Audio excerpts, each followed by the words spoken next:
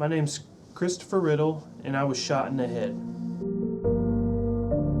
You go to basic training, and the first thing they tell you in the first week is that most of y'all are going to see a deployment within 3 months of, graduating basic training. It was 7 months after I graduated that I was deployed. We were ambushed from 3 different sides, and I was sniped by a AK, but it entered my helmet through a plate in my helmet that we have for night vision goggles.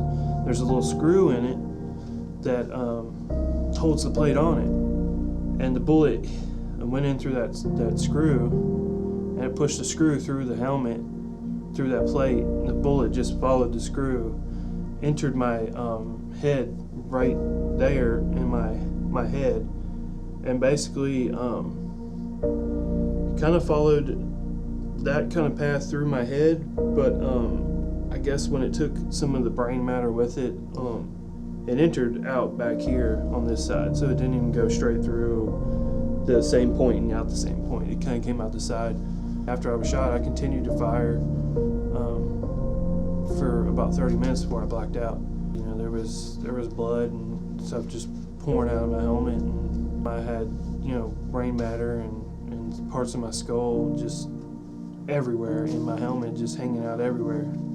My wife, at the time that I was shot, was 7 months pregnant with our first child, our only child to date, and she got the phone call that I had been shot and wounded, but didn't know my exact state, how I was doing, or anything like that, until Saturday when they sent me to Ramstein to Germany.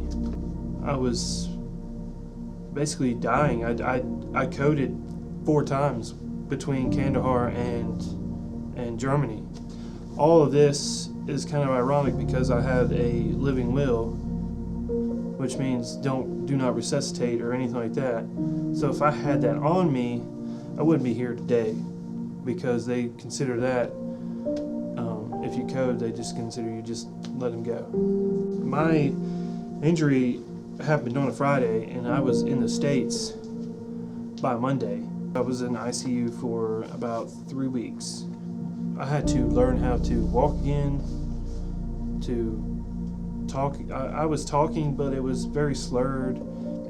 I had to learn I had to do swallow tests so I could eat food like normal food.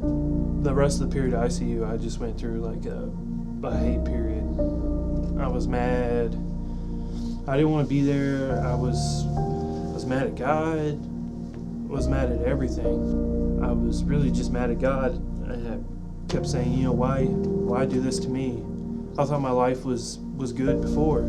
So after that period, I basically I went home for a little bit, and my parents are a big spiritual leader in my life, and they kind of gave me guidance to why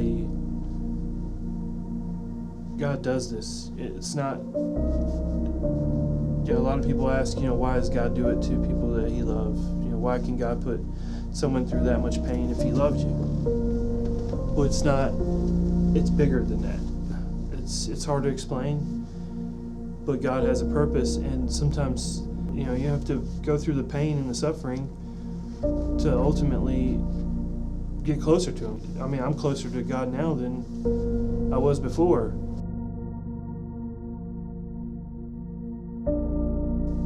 Now I serve in the church, whenever they need me. It's basically like my whole kind of mission, I guess, is to kind of serve in any way. So I'd like to thank, God for just the plan and his vision for what he's doing in my life and his path, and I trust him and what He's going to do in my life, in the future. My biggest